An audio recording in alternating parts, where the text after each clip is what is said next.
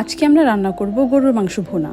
এর জন্য প্রথমেই দিয়ে দিচ্ছি তেজপাতা, তারপর ব্লেন্ড করে রাখা পেঁয়াজ এবং মরিচ, দিয়ে দিলাম আদা বাটা, তারপর পরিমাণ মতো লবণ, হলুদের গুঁড়া এবং মরিচের গুঁড়াও দিয়ে দিলাম।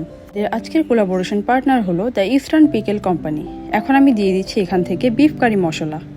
পরিমাণ মতো মশলা দিয়ে দেওয়ার পর এখন এখানে দিয়ে দিলাম কাঁচামরিচ। এবার মাংসটাকে ভালো মতো মেখে নিচ্ছি। এমনভাবে মেখে নিতে হবে যাতে প্রত্যেকটা মশলা সুন্দরভাবে মাংসের সাথে মিশে যায়। আমি এখানে তেলও ব্যবহার করেছি, কিন্তু ফুটেজটা নেওয়া হয়নি।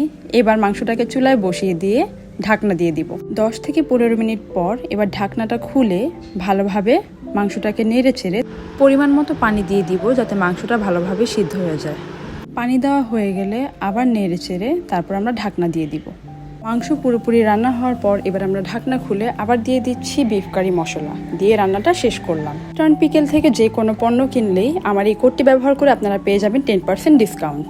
এবং আজকের রান্নাটি কেমন হলো অবশ্যই কমেন্ট বক্সে জানাবেন।